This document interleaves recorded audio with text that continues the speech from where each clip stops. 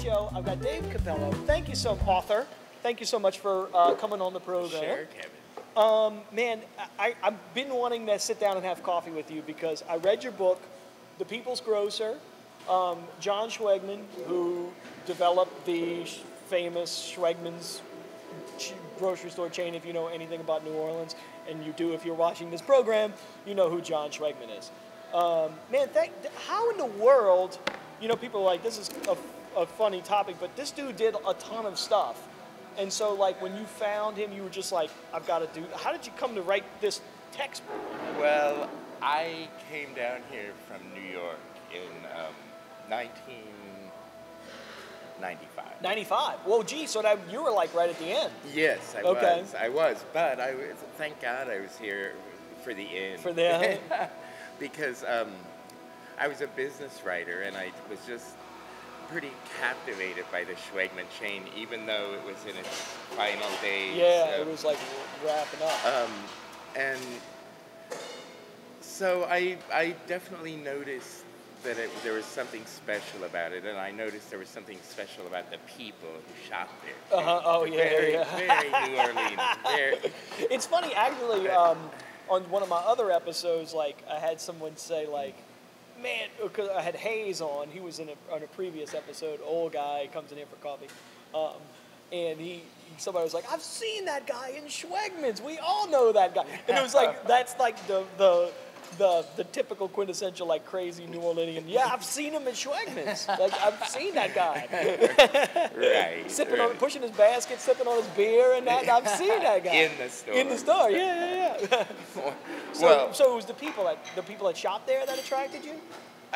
Partly. I opened the book with an Elvis sighting in Schwegmann's parking lot. My only Elvis sighting.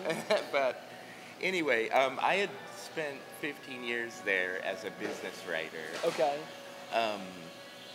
I'm also a musician, so I was sort of using the business writing to, fund my musical career, and it was back and forth, and I ended up spending a lot of time writing these business books, but they were only sold to the corporate financial sector, and cost a lot of money. And anyway, so I came down here and did it for a few more years, and then gradually became disenchanted with the business whole, and it was all changing due to the internet and everything. So I was casting around for something to do, and this architect approached me, who's a longtime native, many-generation native, and said he was captivated by John Schwegmann.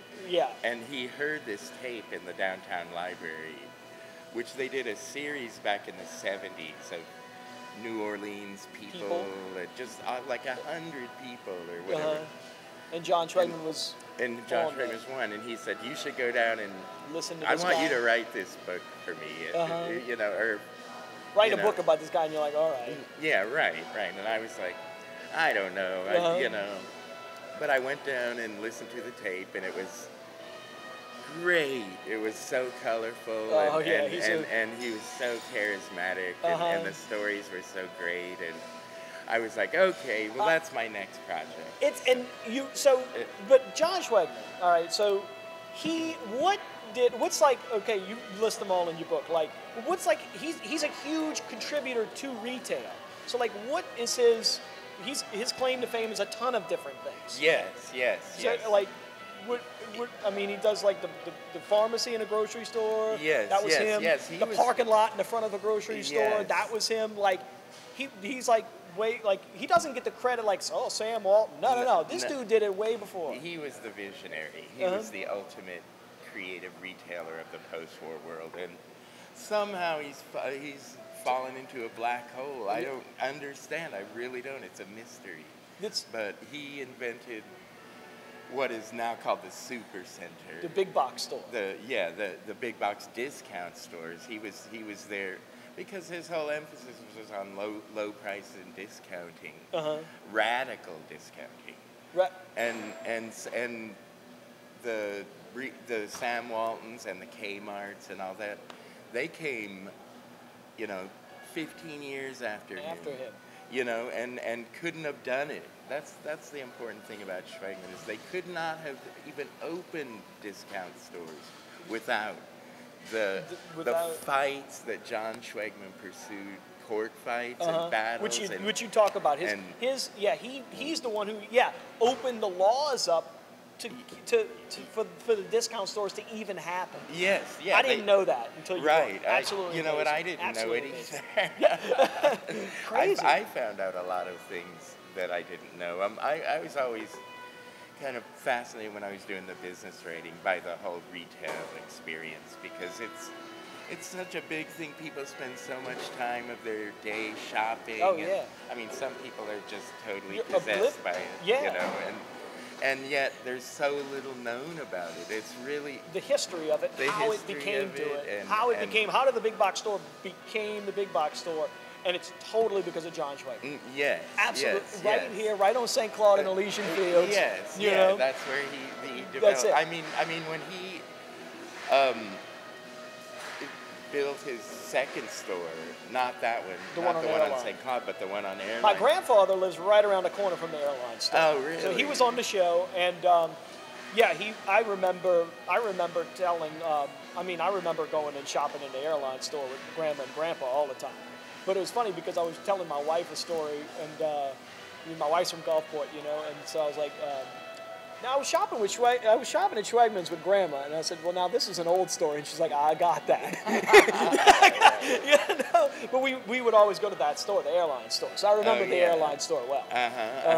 Then my dad, and I believe I told you this, my dad worked for Schwegmann's for years and years and years. He did a lot of the networking, the computer thing, and in fact, so we had the internet at the house first, when I was a little kid, and so if I wanted to get online, I would dial into Schwegmann's.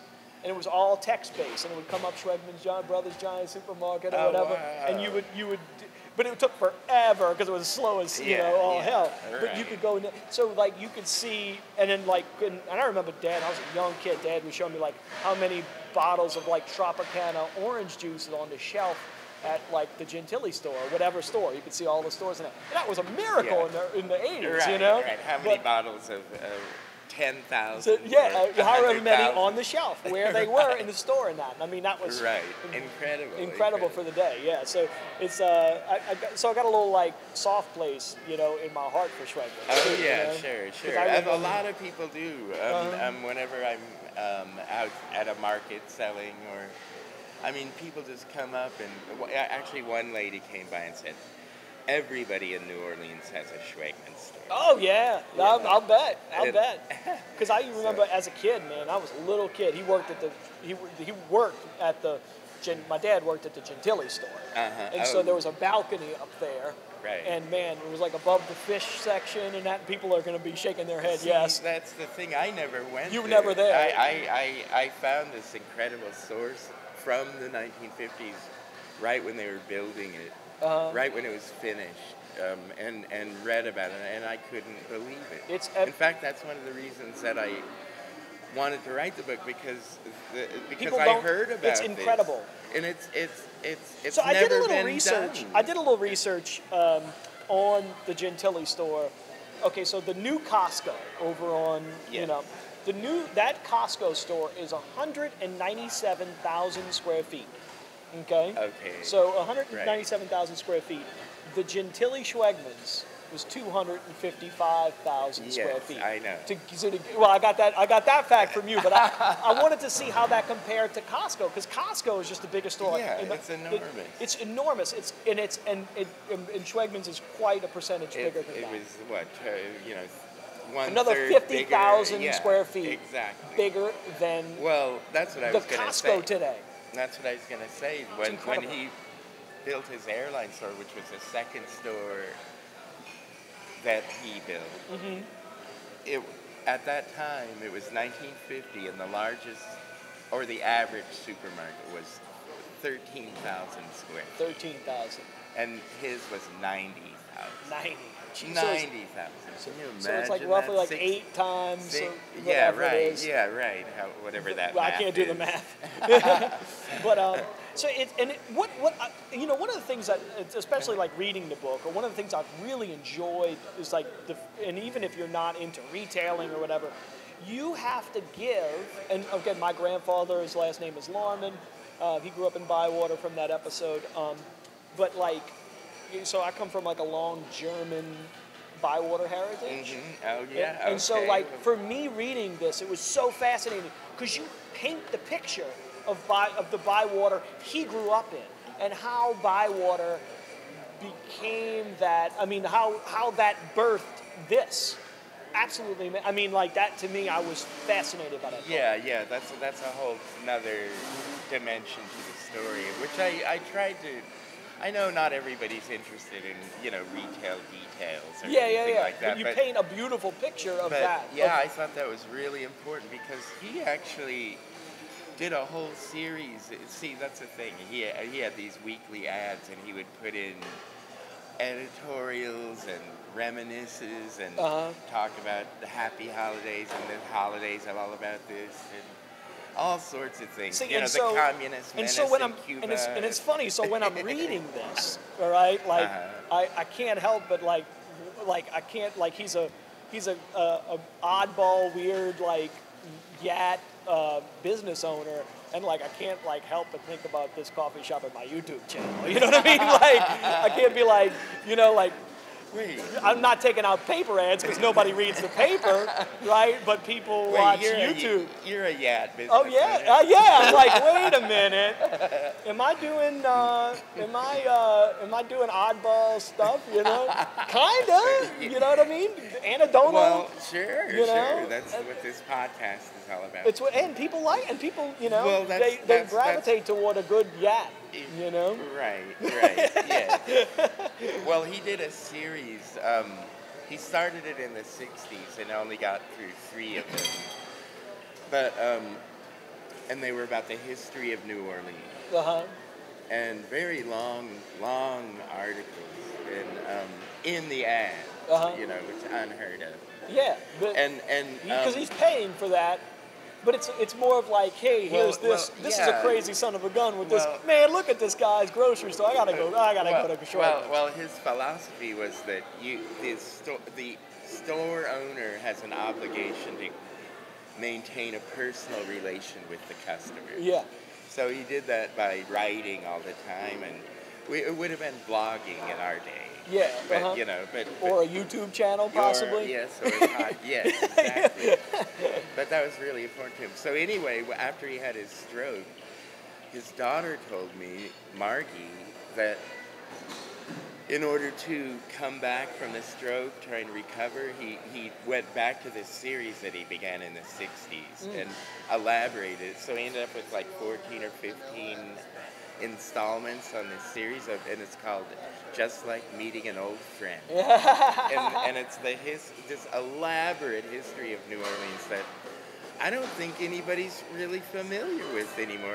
It's like falling down the memory hole.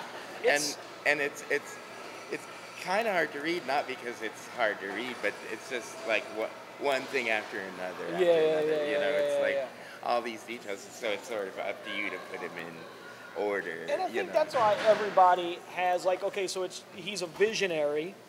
Yes. The grocery store was, I mean, the de facto place to shop. It had all your Yat supplies in it.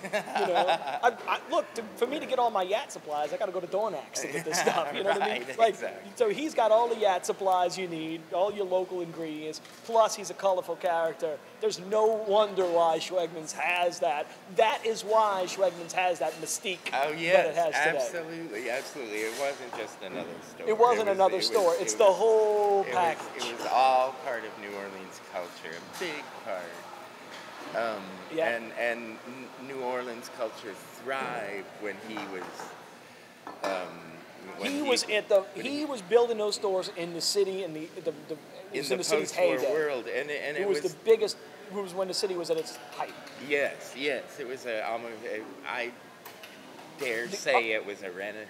It was the upward mobility of people from, and you talk about this in the book, from Bywater to the suburbs and how that transition happened. But the need or the want for more cheap goods and how we've gone down this retailing like rabbit hole, like you talked about.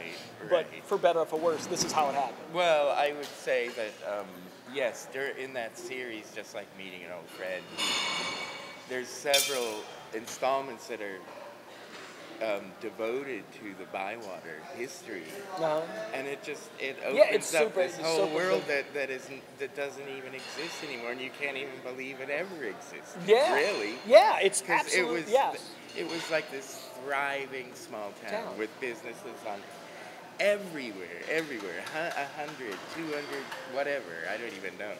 But he mentions them all, and they're in the book. Yeah. And one of the things too, like in the beginning, his opening of his first store, and you talk about the laws that he had to go through. One of the places he really pulled the rug out from underneath was the St. Roch Market.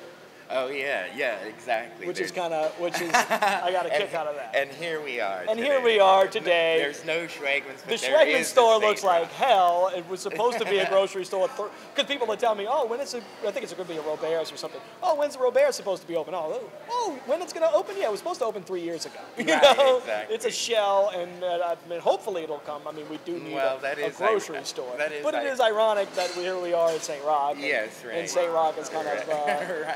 But it's yet time moves on, I guess. Well, it was a whole different situation back then because you couldn't open up a supermarket in those days because of the public markets. Because of the market, yes. And you couldn't sell fresh fruit within a certain radius or square feet or whatever, and so you can't have a supermarket without selling fresh food. So he went to the mayor's office and. He went to the mayor's office and had a talk with him, and the mayor actually agreed with it. It was like, and pulled the rug out of the market. I was like, I don't know if this is true or not. And then I saw a plaque for the St. Roch Market right outside. It said 1946 is when they shut him down.